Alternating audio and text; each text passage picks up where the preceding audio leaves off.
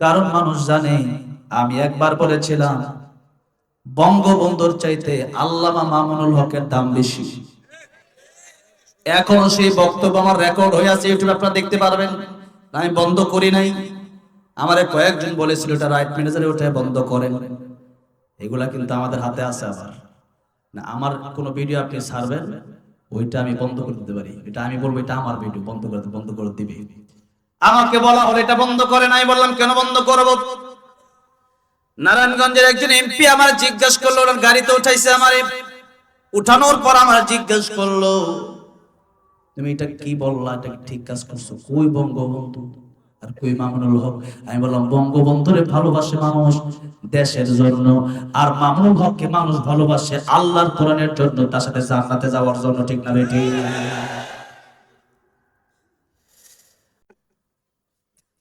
এই তো আমার ডেঙ্গু হইছে, আমি যদি মারা যেতাম এখানে হয়তো আমি বসতে পারতাম না। মৃত্যু যদি চলে আসে তখন আর ইবাদত করা সম্ভব হবে না। নবী বললেন যুবকেরা, এই যুবক বয়সে যদি ইবাদত করতে পারো আল্লাহ রাব্বুল আলামিন কিয়ামতের ময়দানে আরশে আজিমের নিচে তোমাদেরকে ছায়া দিয়ে দিবেন। মাথার অর্ধ হাত নয়, আরো কম। নবী বলেছেন সুরমার যে দানি আছে, ওই যে কাটা দিয়া সুরমা দেয় ওইটা কতটুকু? এতটুকু উপরে থাকবে সূর্য। এই পৃথিবীর চেয়ে 13 কোটি গুণ বড় সেই সূর্য। লক্ষ লক্ষ মাইল দূরে যে সূর্য, সেই সূর্য যেদিন থাকবে মাথার মাত্র 1 আঙ্গুল উপরে, আর নিচে থাকবে তামার জমিন, মাটি থাকবে না, পানি থাকবে না। সেদিন কি অবস্থা হবে? সেদিন যুবক বয়সে যারা ইবাদত করবে এদেরকে আল্লাহ আরশে আজিমের নিচে ছায়া দিয়ে দিবে। এই জন্য যুবক বয়স হেলাই খেলাই কাটানো যাবে না। মুরব্বি হয়ে গেলে পরে তো আর গুনাহ করতে মনেই চায় না। আর এই বয়সে গুনাহ করতে মনে চায়, আল্লাহ দেখতে চাই। এরপরেও কারা গুনাহ ছেড়ে দেয়, কারা আল্লাহর ইবাদত করে। এই জন্য যুবক বয়সে ইবাদত করলে বুড়া বয়সে আল্লাহ রাব্বুল আলামিন সাথে ফ্রি দিয়া দেয়। গোশতের দোকানে মাঝে মধ্যে লেখা থাকে 5 কেজি গোশত কিনলে 1 কেজি ফ্রি, 5 কেজি দুধ কিনলে 1 কেজি দুধ ফ্রি। এরকম ফ্রি, একটা দুইটা ফ্রিজ কিনলে একটা ফ্রিজ ফ্রি, লেখা থাকে না? লেখা থাকে।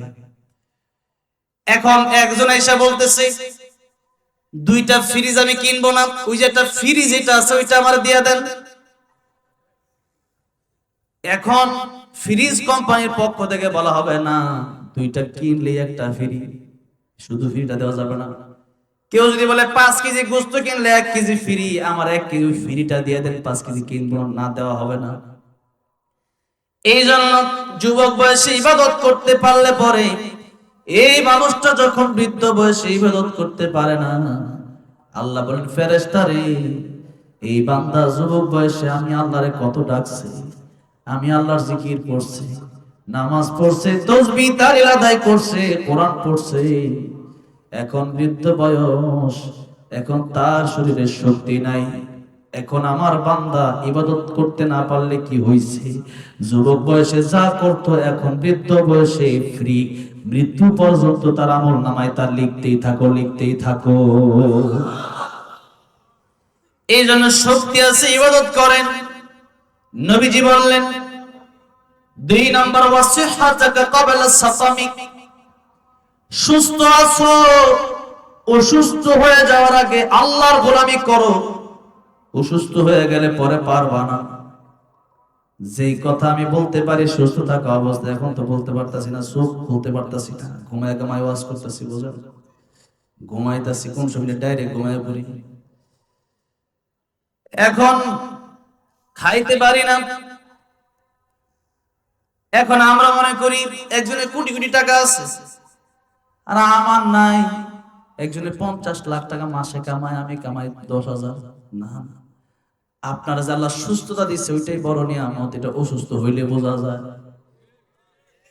এখন তো খাইতে পারি না।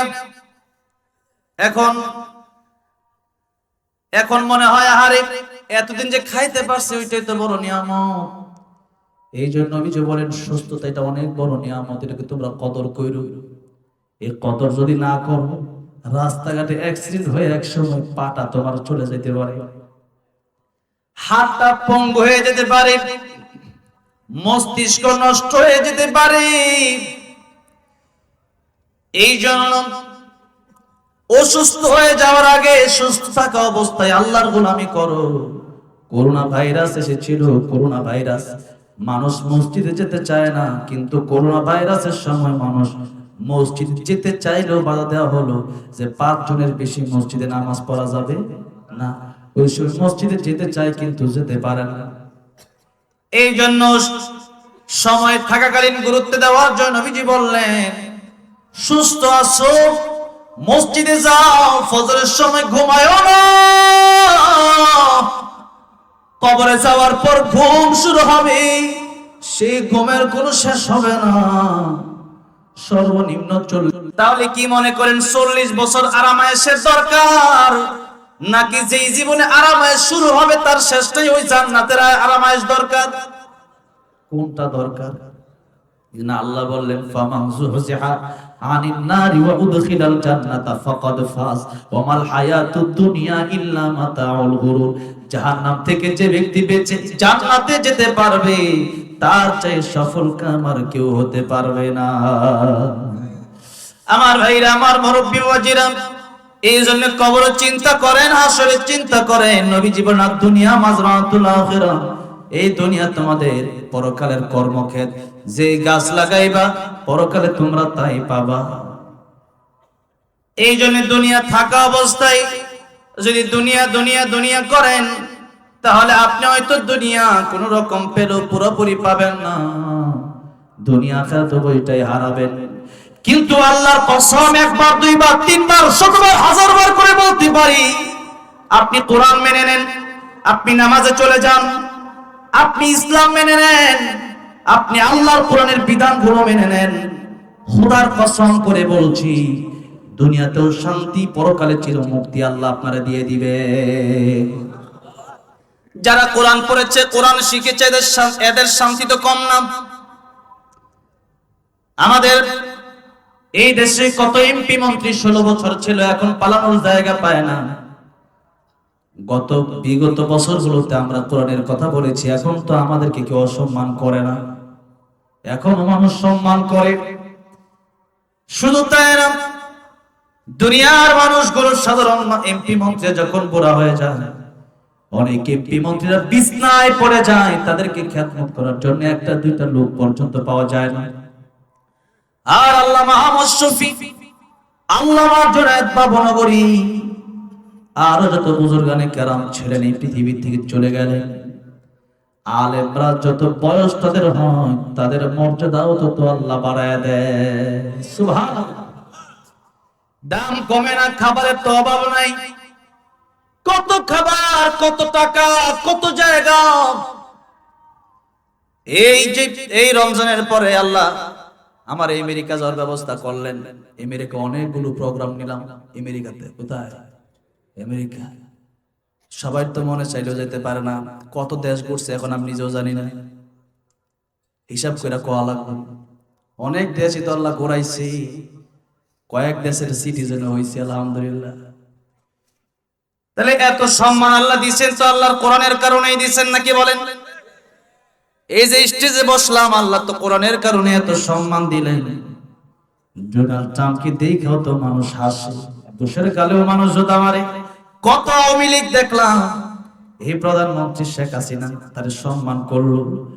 আজকে যখন প্রধানমন্ত্রী বিদেশে পালায় যাবে, 500 নেতা কর্মী দেখলাম না, তারে গিয়া বলছে যে আপনি থাকেন, আমরা আপনার জন্য ডাল হয়ে দাঁড়ায় গেলাম, পাইলাম না।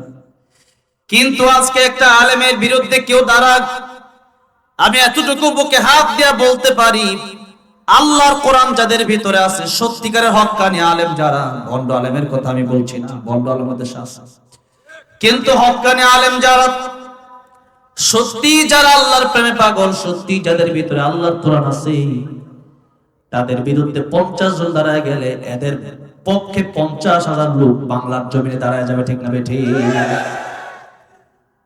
আমার ভাইরা, আমার মুসলমান ভাইরা, আমার মুরব্বি ওয়াজিরা, আল্লাহ মামুনুল হক সাহেবকে যখন পুলিশ ধরতে গিয়েছিল সোনারগাঁও রিসোর্টে, গেট ভেঙে ফেলেছিল মানুষ। হ্যাঁ, ঠিক না বেঠিক? আল্লামা সাইদি মারা গেল। আল্লামা সাইদি রহমাতুল্লাহ আলাইহি মারা যাওয়ার পরে জালেমরা দেখলো এত ভালোবাসে তারে মানুষ, এই ভালোবাসার কারণে বাইতুল মুকাররম জানাজা পড়তে দিলে মনে হয় কি জানি হয়ে যাবে বাংলাদেশ, জানাজাও পড়তে দেওয়া হলো না। ঠিক না বেঠিক? আলেমদেরকে তো মানুষ এখনো ভালোবাসে, আগেও ভালোবাসে, বয়স হয়ে গেলেও ভালোবাসে, পৃথিবী থেকে চলে যাওয়ার পরেও মানুষ ভালোবাসে। আমার ভাইরা, আমার মুরব্বি ওয়াজিরা, যেই কথা বলছিলাম, সিহহাতাকা ক্বাবলা সাকামিক, সুস্থ থাকা অবস্থায় আল্লাহর গোলামি করেন, অসুস্থ হয়ে গেলে সম্ভব না। নবী বলেন গিনাকা ক্বাবলা ফাকারিক, 3 নাম্বার কথা। তুমি ধনী মানুষ, টাকা পয়সা সম্পদ আছে, এই টাকা পয়সা সম্পদ থাকলে এটারে তুমি এমন মনে করো না যে টাকা পয়সার মালিক আমি এমনি হয়ে গেছি, না, টাকা পয়সার মালিক বানাইছে কি?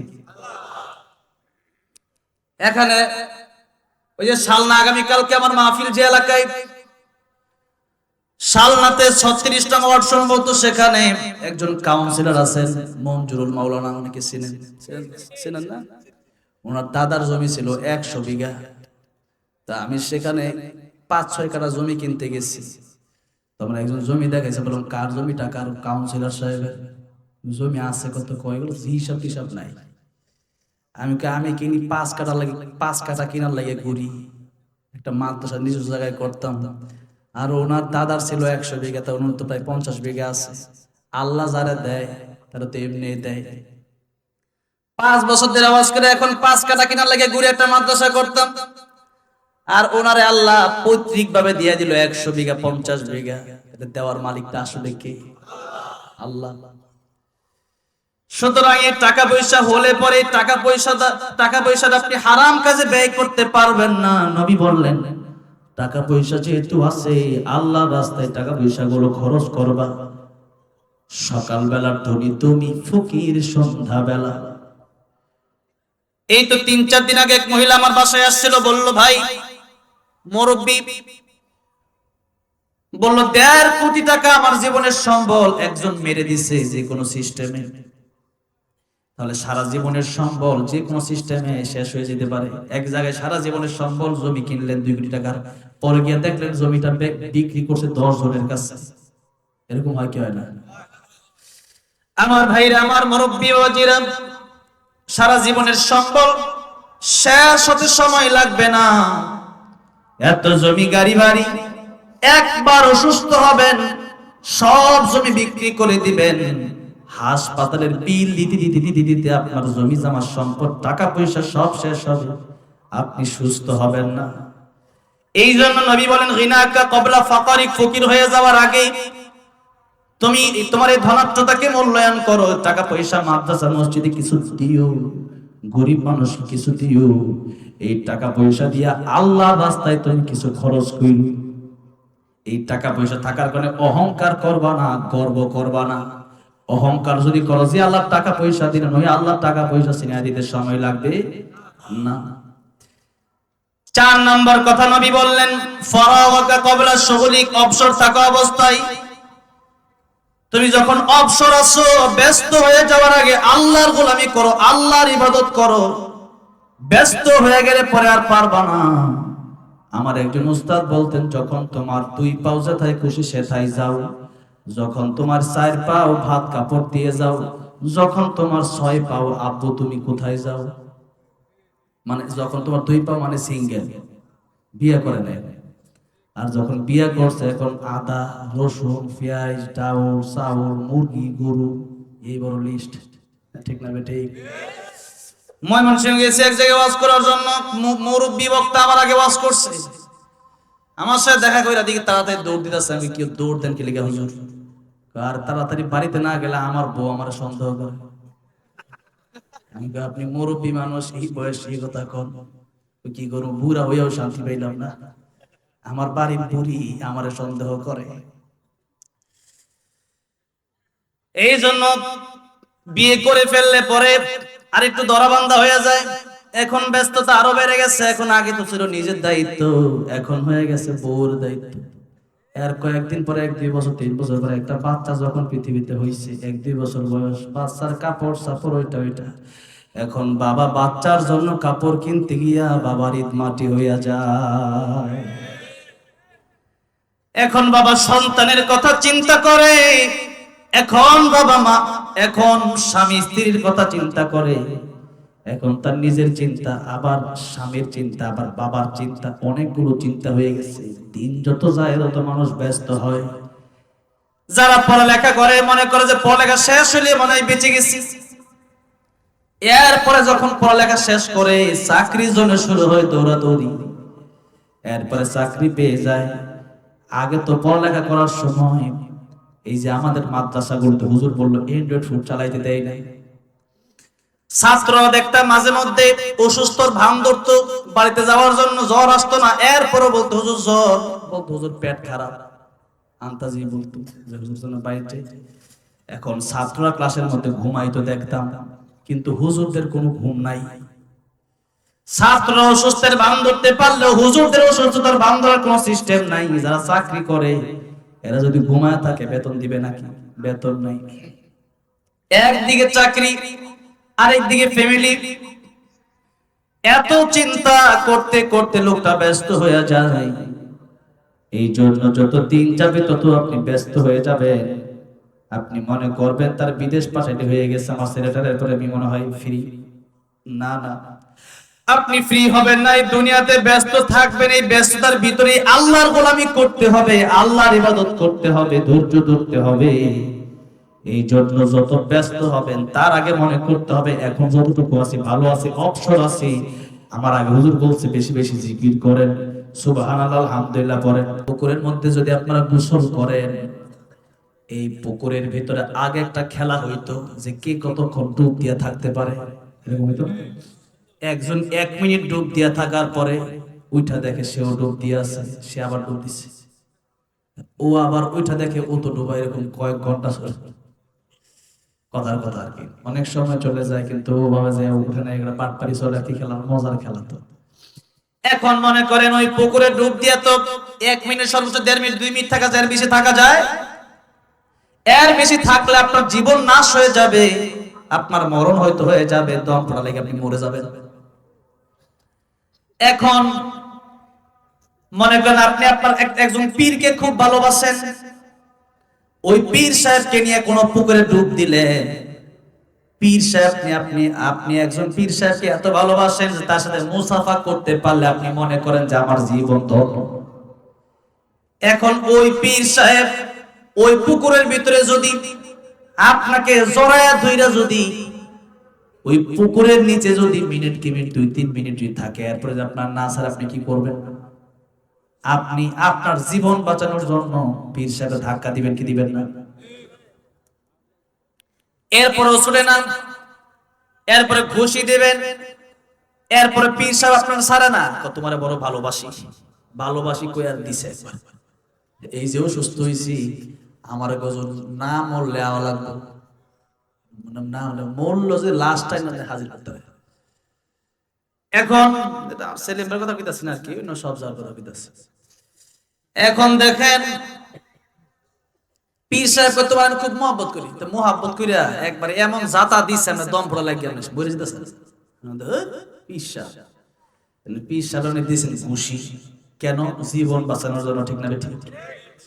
এবার মনে করেন আপনার নেতা আছে, ওই নেতার কাছ থেকে আপনি নমিনেশন নিলেন, ওই নেতা পুকুরের ভিতরে গিয়া আপনার জাপ দিয়া ধরছে, তুই তোর আমি খুব ভালোবাসি, তুই আমার কর্মী, তোরা নিয়ে 10 মিনিট পুকুর নিচে ডুবে থাকি, আপনি কি কইবেন?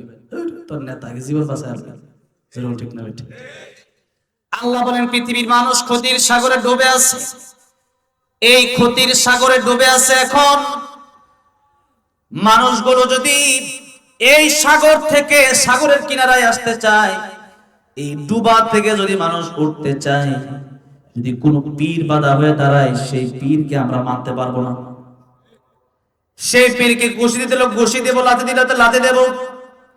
কোন পীর যদি আল্লাহর কোরআনের বিরুদ্ধে যায়, খালি গরু দেও ছাগল দেও, নামাজের দরকার নাই, এরকম বড় পীর আছে। এরকম ভণ্ড পীর যদি হয়, আমি সাগরে ডুবে আছি, সাগরে এই ডুবন্ত অবস্থা থেকে আমি ফিরে ওই কিনারে উঠতে চাই, আমার এই জায়গায় যদি বাধা হয়ে দাঁড়ায় আমার নেতারা আমি মানবো না, নেতারা আমি ধাক্কা দিয়ে ফেলে দেব, কারণ আমার এই ডুবন্ত অবস্থা থেকে আমার সাগরের কিনারায় আমার যেতেই হবে যেইভাবেই হোক। এবার আমি জিজ্ঞাসা করতে চাই, জীবনের দাম বেশি না ইমানের দাম বেশি? ইমানের দাম কেমন বেশি? জীবন চলে গেলে হয়তো আবার জীবন পাবো, কিন্তু ইমান চলে গেলে আর ইমান কখনো পাওয়া যাবে না। এই জন্য জীবন চলে গেলে পরকালে তো আবার জীবন আসবে। ইমান যদি হয়ে যায় অনন্তকালের জন্য আল্লাহর তৈরি জান্নাত আমরা পেয়ে যাব।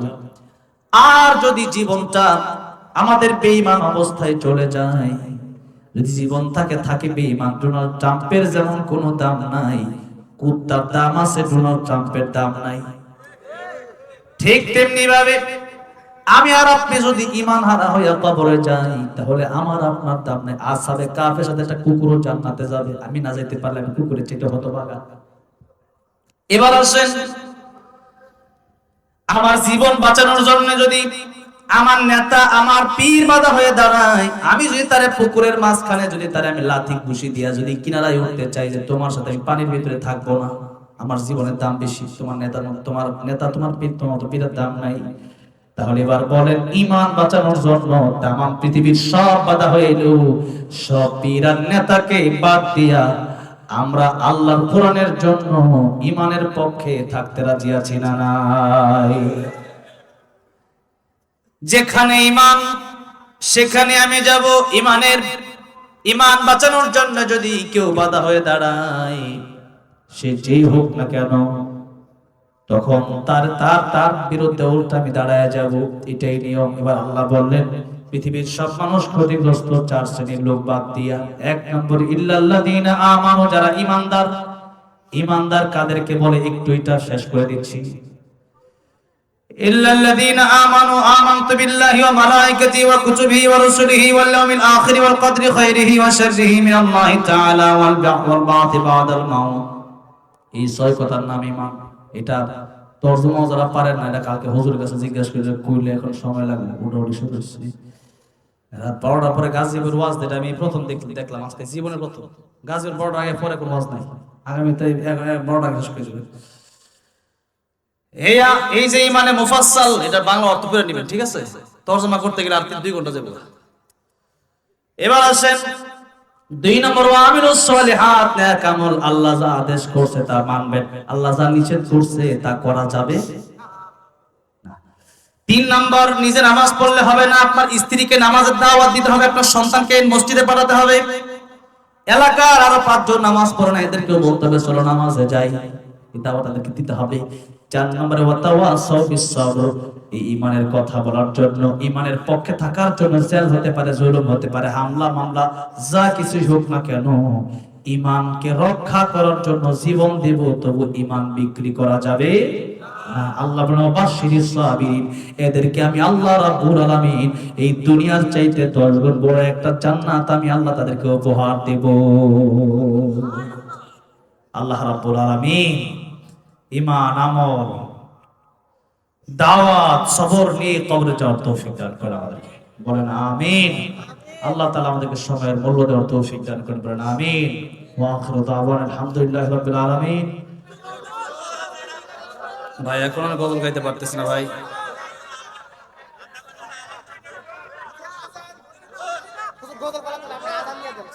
না ভাই এখন আর এত আজান দিব না।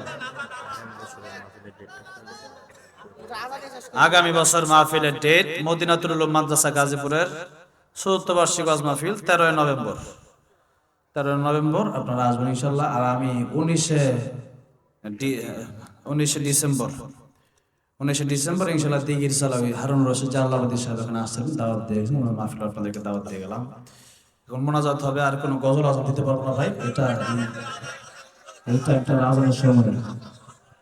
দরুদ শরীফ পড়ি, আল্লাহুম্মা সাল্লি আলা মুহাম্মাদ ওয়া আলা আলি মুহাম্মাদ কামা সাল্লাইতা আলা ইব্রাহিম ওয়া আলা আলি ইব্রাহিম ইন্নাকা হামিদুম মাজিদ। আল্লাহুম্মা বারিক আলা محمد وعلى آل محمد كما باركت على إبراهيم وعلى آل إبراهيم إنك حميد مجيد অনেকে দোয়া চাইছে এই মাদ্রাসা জন্য আপনারা দোয়া করেন আমি আমার শরীরের কন্ডিশন